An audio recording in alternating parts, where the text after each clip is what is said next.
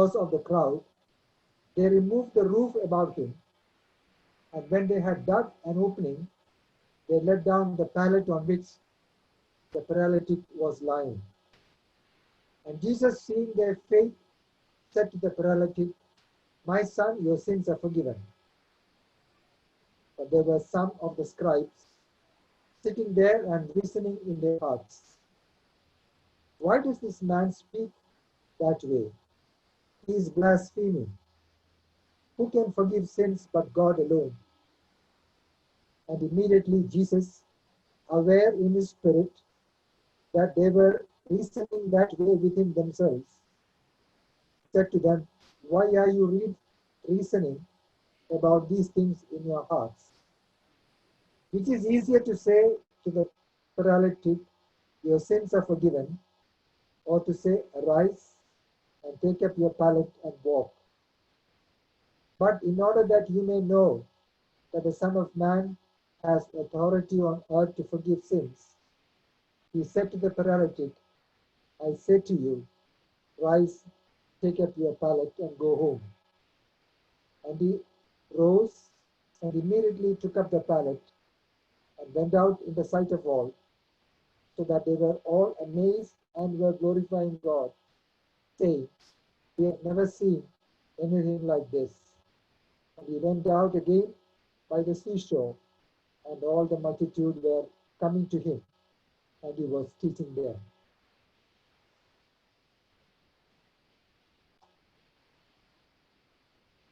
One of the reasons why I wanted to pick up a healing story for our conversation is because in the healing stories we get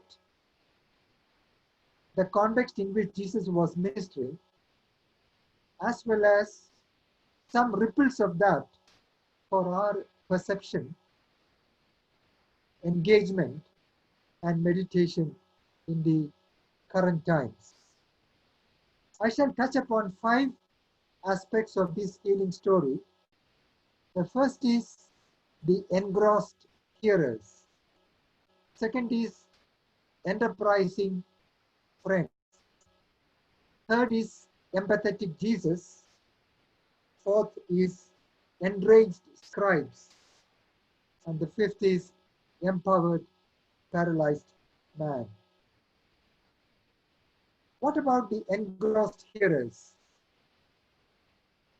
The setting is very clear that Jesus had just come back to probably Peter and Andrew's home. And he felt at home, as we are told in verse 1. Peter and Andrew are people with whom Jesus had a lot to do, both in the group of disciples and also personally, because they were the ones with whom Jesus had certain interesting conversations. So he was at home after his travel to Capernaum, after having been visiting synagogues and preaching and being with his disciples. One interesting thing about this group of people who were listening to Jesus was they were engrossed in what Jesus was saying. They were intently listening. I want to make a suggestion that when we intently listen, that can be for an entertainment, because what is spoken is very fascinating to comprehend. It can be educational, because new information or insights are being received from the words of Jesus. Certainly it was also enlightening, because they were hearing about the truth, about God, about the Messiah, and about all that he would do while he was in the earth. In the midst of this intense engagement with what Jesus was speaking, they did not see the commotion outside of 4 men carrying a paralyzed man. I just want to pose a question, that we can be all intensely listening all the time in meetings, conferences, personal conversations, family conversations, And so habituated we are to listening that sometimes I wonder whether that paralyzes us from action. One of the disadvantages of habitual listening is that listening makes us, to a certain extent, engaged by the thinking that we don't follow it up by an appropriate action. Jesus himself said about those who hear and don't do. In fact, in James chapter 1, verse 22, there is a very interesting appeal to all of us. Prove yourselves as doers of the word and not merely hearers who delude themselves. I have a concern as to why these people who were listening to Jesus had lost sight of the reality of a paralyzed man, also to be included in that group to listen to Jesus. Were they so possessive of Jesus and his teachings that they could not necessarily invite somebody else who was as equally needy as all of them to listen to Jesus? One of the unfortunate things about the Dead Sea, which is located in the Jordan Rift Valley, with Jordan on the east and Israel on the west bank,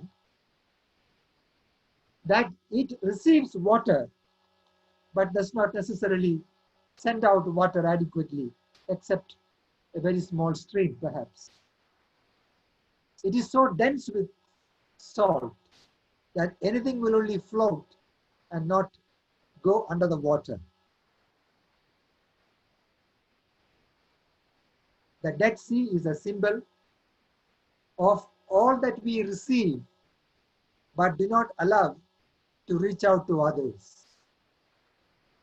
Our listening can be so seriously a habit for us that if it is not necessarily taken into the appropriate level of engagement practically with people in needy situations, then we are no better than a Dead Sea where no fish can live, no aquatic life can ever evolve. It is an end by itself. I am very fascinated by what Nehemiah did, about which we read in the 8th chapter of Nehemiah.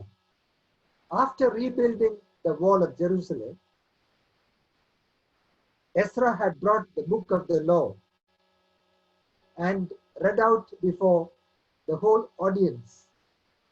While they stood up, Ezra kept reading from the law of Moses. At the end of reading, the people were so moved and they were in tears because they had realized that they had moved far away from the ways laid before them by the law of Moses. And Nehemiah comes back into the scene and appeals to the people. This is not a time for weeping. It is a time to celebrate because the law of Moses has been brought back and Ezra had read it. But then while he spoke and made an appeal for people to celebrate, he said something very interesting. And let me read that to you from Nehemiah chapter 8, verse 10. Go, eat of the fat, drink of the sweet, and send portions to him who has nothing prepared. Send portions of him, of food to him who has nothing prepared. This is a very important invitation for us, that no matter what may be the state of wellness or need that we might carry within ourselves, we ought to be equally aware of the needs of people around us.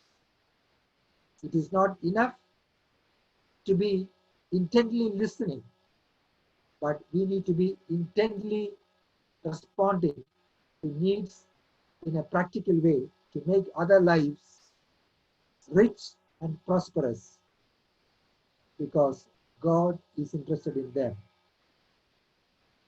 It is in this context that I want to come to the second theme of this particular parable, and that is about the enterprising four men. In verse 4, and being unable to get to Jesus because of the crowd, they removed the roof above him, and when they had dug an opening, they let down the pallet on which the paralytic was lying. Those of us who have been to Israel would realize that most of the semi-urban or rural houses have got a flat roof. There is a staircase to go into the flat roof, and that is what they use in the evenings to sit and relax, have family times, meal times, etc. And the roof is made with mud and grass, and between beams, the mud and grass occupies the space. So it is not very surprising that these men who were carrying the paralyzed man, not having found a way to access him to Jesus, decided to temporarily remove the roofing and bring this paralyzed man with rope to the presence of Jesus.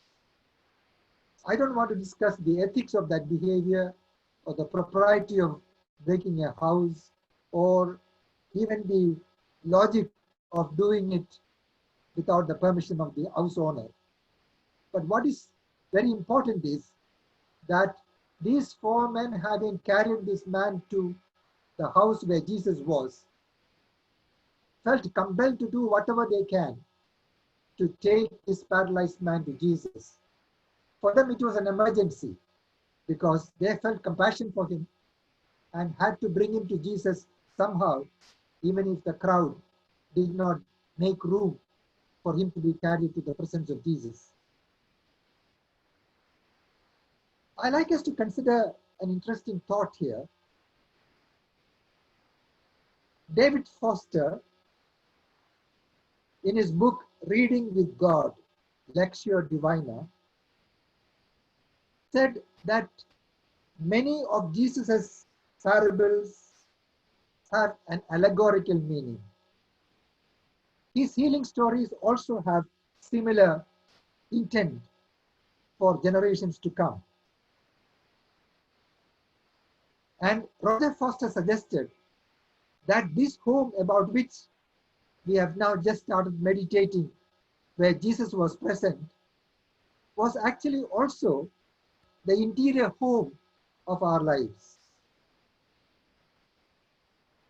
But in our interior home, there can be so much of crowding with all kinds of things, thoughts, experiences, memories, relationships, aspirations, that the words of Jesus and the presence of Jesus do not give a certain appeal and impact upon our souls.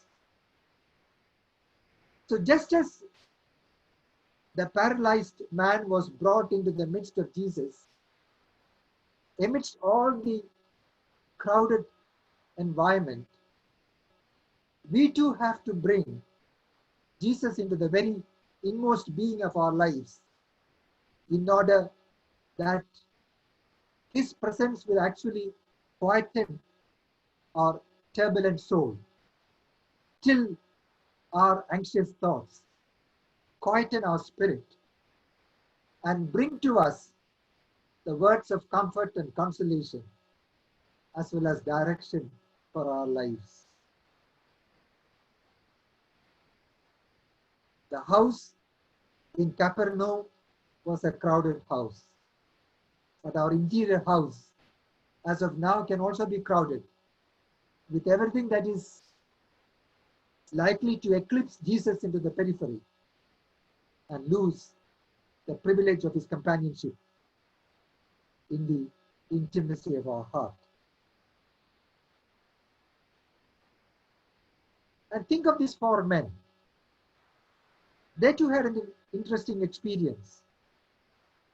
They had to exercise their faith to be able to do all these heroic acts of accessing a space through the roof to bring Jesus and this paralyzed man face to face. What was this faith? They believed that Jesus would be able to make a difference in the life of this paralyzed man. Instead of just dwelling on the difficulties that these four people encountered, by carrying him from his home to this house and then creating this access to take him to the presence of Jesus Christ, think of the spirit in which these four men acted. And for the four men and the paralyzed man, it was a turning point, I would think. Why? The four men were given an insight to be able to do what they did. And the paralyzed man, having seen the efforts that these four people took to bring him to Jesus, would have grown in hope. Up until then, it was likely that he was just being carried away by these four people at their word. And I don't think one can attribute that someone who has been bedridden for several years might have a ray of hope or healing. But seeing all this and the desperate efforts of the four people to bring him to Jesus, there was a gradual ascension of hope and expectation that this meeting with Jesus would be a turning point in his life.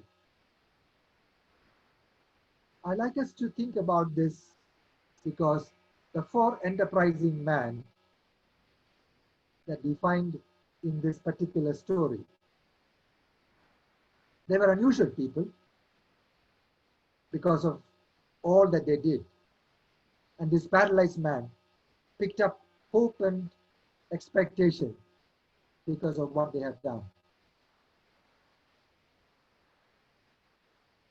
In our situations of engagement with people, friends, companions, neighbors, we sometimes find people in their frozen state, unable to move because of their own past, preoccupation with anxiety, or uncertainty of the future.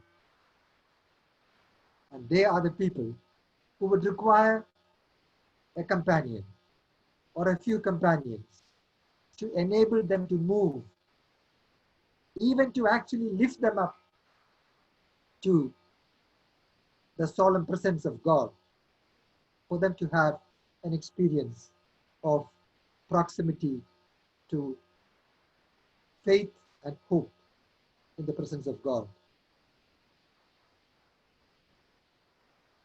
It is in this context that something very interesting happens, which is the third part of what I want to say, the empathetic Jesus.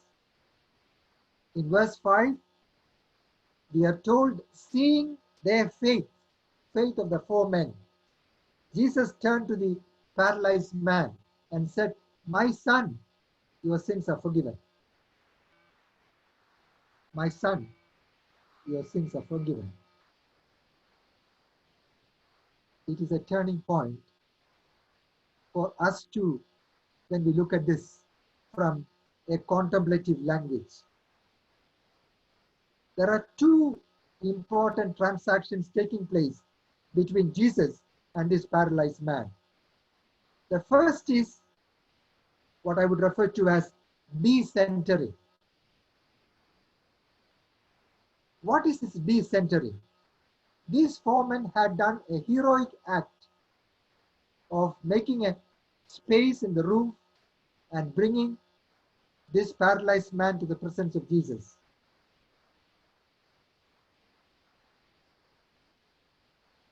Instead of commenting about that heroic act, Jesus turned the attention of the whole people around him and commented about their faith.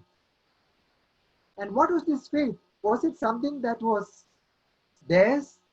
To me, the faith in Jesus and all that they did at that particular time would have been a gift given to them because God was at work in their lives. It was not their plan or design or their creativity alone, but it was the gentle whisper of God's direction in a difficult circumstance for them to act the way they did, because of which Jesus, instead of talking about the heroic act which they have done, invited the attention of everybody to recognize God at work, giving them faith in order that they can actually see this man being forgiven. The second aspect of the spiritual transaction is what I call it a centering. Jesus turns to this man and says, "Son."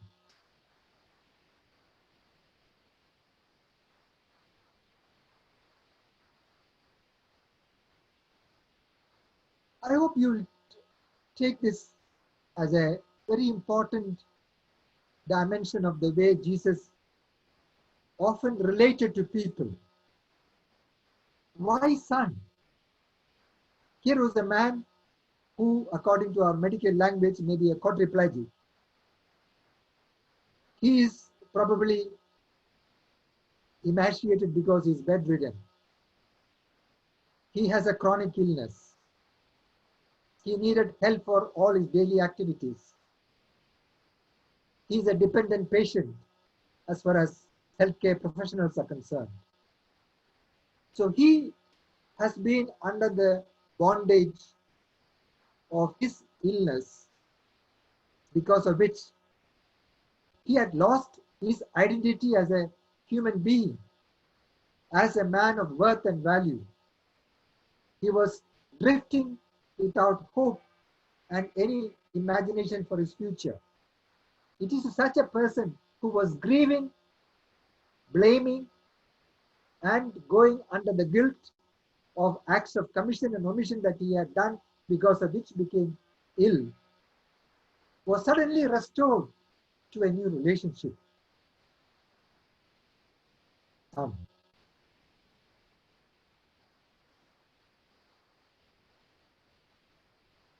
Jesus, in fact, came to restore us to this privilege of being his sons and daughters. The story of the prodigal son is a very interesting story in that sense, because when he came to his senses, he made a preparation for a confession before his father, about which we read in Luke chapter 15, verse 21. So the son on return to the father said, "Father, I have sinned against heaven and in your sight. I am no longer worthy to be called your son." This son left home as a heir to the property of his father. He lived as a hired servant during the in-between time. Now he returned, wanting to claim his sonship, not because of his right, but because he knew that his father would forgive and receive him. All of us need this restoration of our relationship with God as sons and daughters. What is the privilege of a son or a daughter? Jesus himself said in Matthew chapter 7, verse 9, "What man is there among you, when his son shall ask him for a loaf, will give him a stone? Or if he shall ask for a fish, he will not give him a snake, will he?" That is the privilege of a son or a daughter, to have such intimacy with God that we trust him for our needs, we walk with him in the way that he directs us, we wait for his actions in our lives, we transcend our circumstances because he is enabling us, and we trust in his provisions because that would be good enough for us, because God is always with us. One of the difficulties in our Christian pilgrimage is that we lose sight of this privilege of being a son or a daughter. We become everybody else. We become a professional. We become a doctor. We become a staff worker. We become a medical student. We become a professional. And we tend to probably get carried away by all that we can do through our professional skills and lose sight of the fact that the rootedness that we ought to have before God is on this foundation, that we are sons and daughters of God. While talking about this empathetic Jesus, I made two important proposals. The decentering that happened, because of which, from recognition of the heroic acts, Jesus recognized the faith dimension that led these four men to do what they did. And centering, by which Jesus invited this paralyzed man to feel that he indeed is a son for whom forgiveness has been offered. Isn't it in Philippians chapter 2, we read that it is God who is at work in you, both to will and to work for his good pleasure. So all the good things that we are able to do, remember, it is God who gives us the thought, the desire, the plan, because of which whatever good we do may be indeed an expression of our gratefulness to God who caused that to happen. Now I come to the fourth aspect of this healing story, and that is the enraged scribes. In verse 6, we read, "But there were some of the scribes sitting there and reasoning in their hearts, 'Why does this man speak that way? He is blaspheming. Who can forgive sins but God alone?'" A blasphemer, according to Leviticus chapter 24, verse 16, ought to be put to death. The fact that the scribes had thought that he was blaspheming by forgiving sins had already made up their mind that he is worthy of death.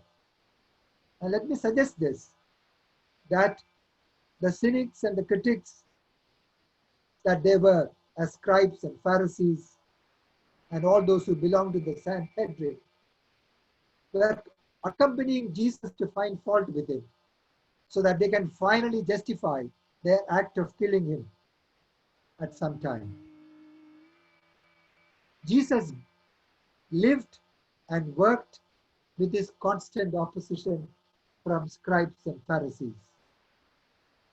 He had to endure the ridicule and severe criticism. Jesus had to put up with all those people because of whom he could not perform miracles and do the things that he would have otherwise done. He was not even accepted in his own hometown. Jesus faced intense opposition during those 3.5 years of his ministry. But I want to turn your attention to something which John Main, in his wonderful book, Monastery Without Boundaries. In his book of Monastery Without Boundaries, has made a very moving statement about the Paschal mystery.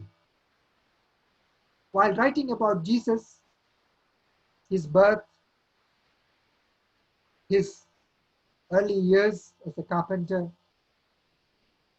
his life with the disciples, his public ministry, his preparation for Gethsemane, Golgotha experience, death and resurrection. He said that this Paschal mystery is a combination of many ordinary things and sublime things. The ordinary things that you and I would encounter, Jesus too would have encountered. And one of the ordinary things that we see even in this particular healing story was opposition.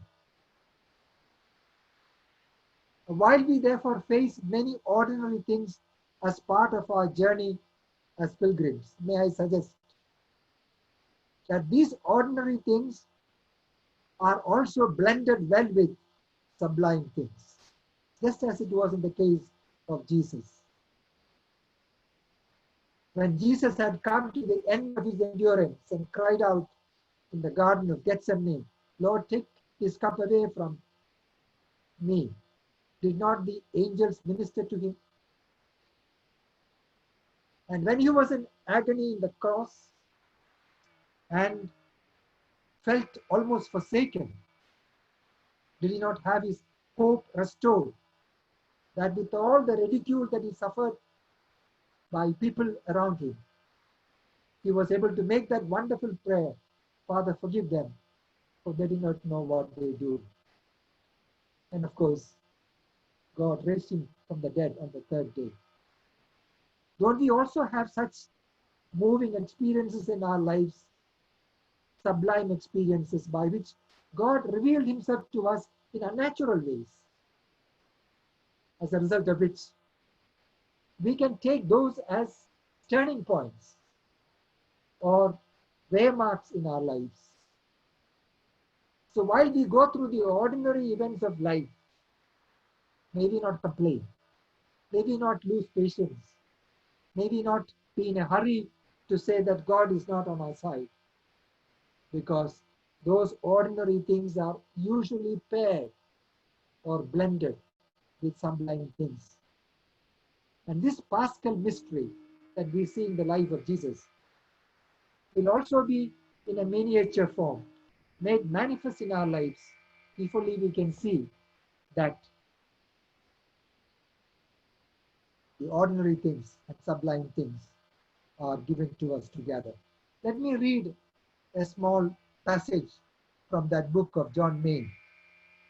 If we are fully to respond to the call to leave the shallows and enter the deep, direct knowledge of life lived in the mystery of God, then everything in life must be seen in the depth dimension of divine presence. It is foolish to look for signs on the way. Signs and wonders are a form of spiritual materialism that Jesus rebuked.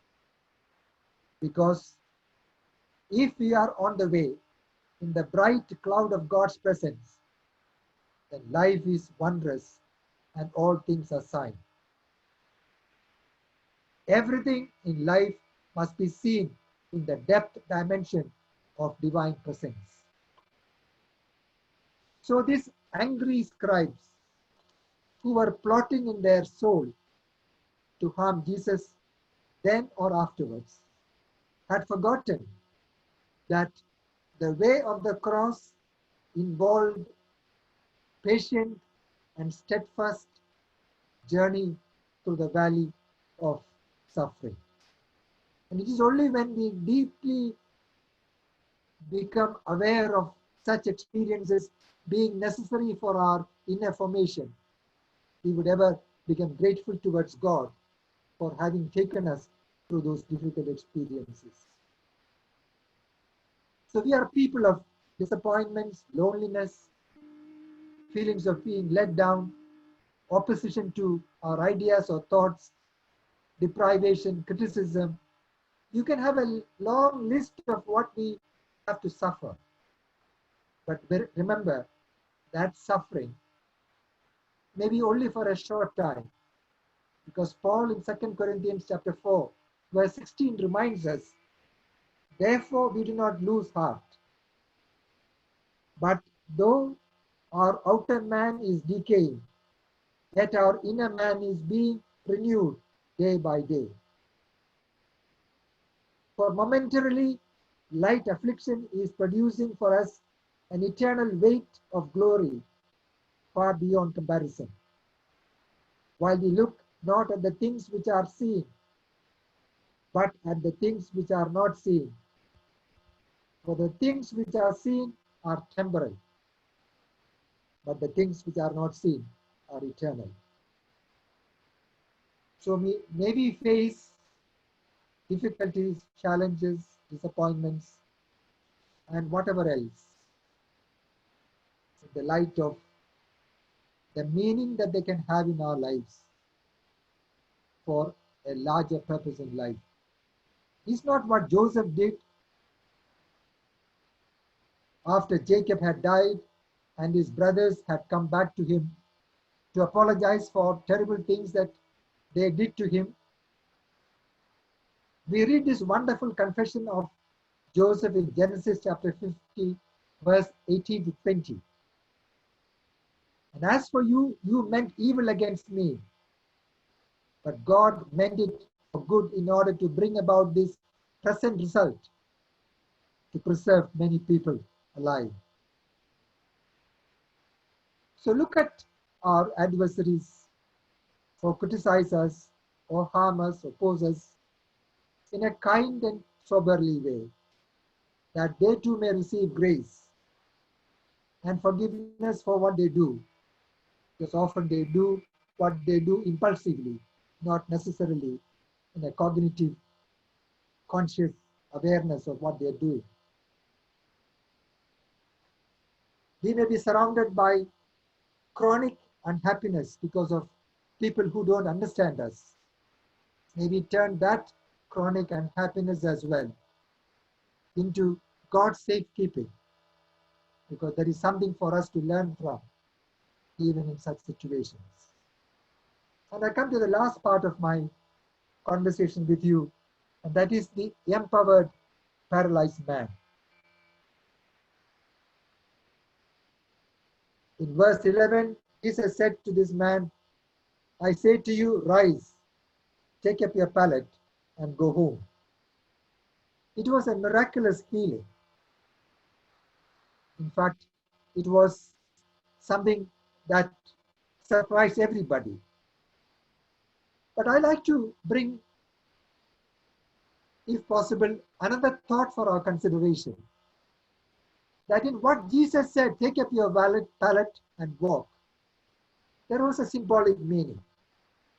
What does this pallet represent? I suppose this pallet represents the past of this man.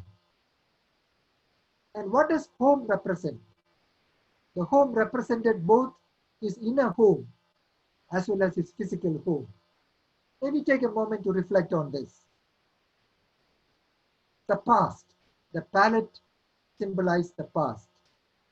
We do not know the story of this man because of which he became paralyzed.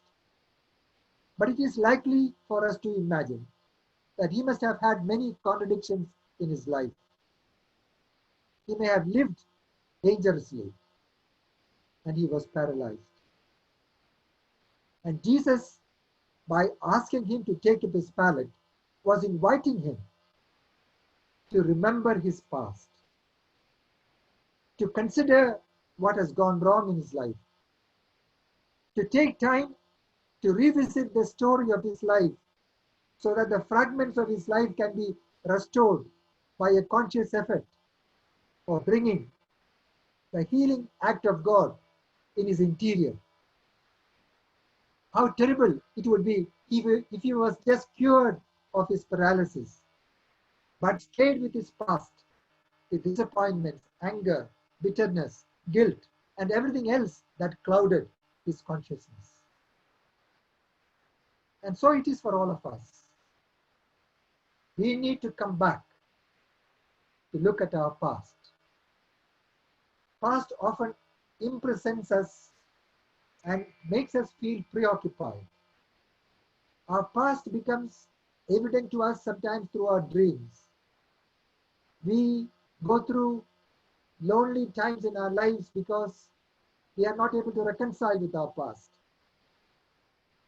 Past has to find freedom from all the entrapment caused by the events, and the past must get integrated into our daily living by accepting it, by forgiving our past, by receiving the promise of God's healing into our inner soul. And how do we therefore make this possible? That is why Jesus said, go home. And go home, as I said, would have the inner home as well as his physical home. Why the inner home? It is only when you travel into the interior of your life, where past resides as a large block of events and experiences, we can actually begin to process them. When we revisit our past after years of the events and experiences, we become more gentle towards ourselves and towards other people. We have a forgiving spirit. We have been enabled by God to forgive others because we ourselves feel forgiven. And what does this physical home represent? A man or a woman is meant to be in fellowship with others in a home. And very often our homes are not places of such harmonious fellowship. You remember the story of the two disciples walking towards Emmaus? And that Emmaus journey to their home was a turning point in their lives because Jesus, unknown to them, joined them and participated in the debriefing of the story that happened in and around the death and resurrection of Jesus. When they reached home and the table was ready for the supper, and Jesus took bread and blessed, that is when their eyes were opened. So it is in a physical home, there comes a new quality of relationship, a new awareness of each other, a new celebration of receiving each other with that great acceptance that we would not have been able to normally do. And that story of Jesus suddenly disappearing after revealing himself in a very spectacular way made the disciples to return to Jerusalem soon thereafter. So it is when we make this inner journey to our personal home in our heart and make a physical journey to our home where we can renew relationship, we would have our vision rediscovered for the journey of life. So while talking about this story of this man having been cured of his paralysis, he had to go through the experience of healing. Healing involves awareness of contradictions, acceptance of those contradictions, admission of one's acts of commission and omission, and advancing in the experience of recovery. I must close here. I refer to 4 important thought processes that grew in my heart as I meditated on this passage.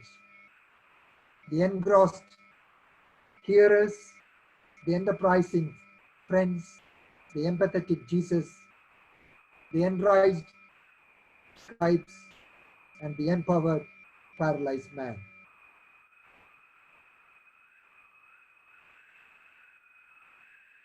I do not know whether you have had a chance to look at a book written by Reverend Chris Hill. The title of the book is Walking to Jerusalem. Chris Hill was from a broken home. He lived with many foster parents and made that experience most difficult for him. He and his sister had to change many homes, and finally Chris Hill returned to his mother when he was about 16.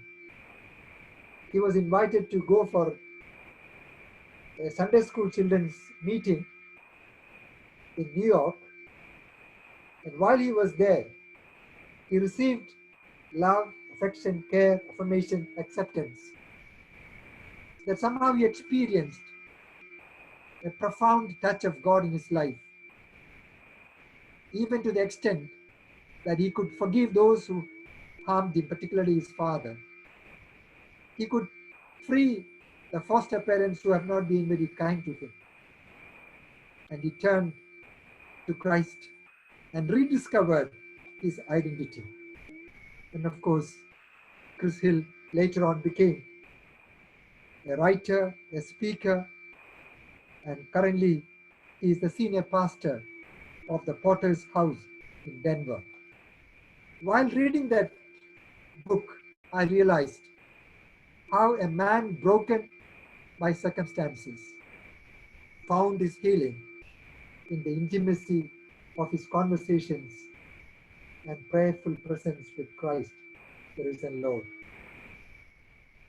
This is an elaborate testimony of how he made that journey into his past, into his inner home, and into the home by creating a family that he was very close to. I therefore want to suggest in closing that while we look at the healing stories, maybe not just look at those stories as an event that happened during the time of Jesus, but there may be so many common strands between that healing story of Jesus and his time and our healing story that must continue to grow within us.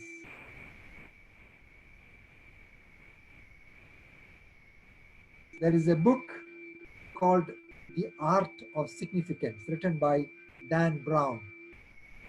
And he talks about human life and its formation. And he's got a very interesting phrase that I like very much. And I think it is a phrase which has got a lot of biblical roots. He says, our calling is to become more of who we already are. Our calling is to become more of who we already are. That is what God does in our lives. Shall we pray? Our God and our Father, you who love us and have made us who we are, make us more complete in the person of Christ. We offer this prayer with thanksgiving in Jesus' name.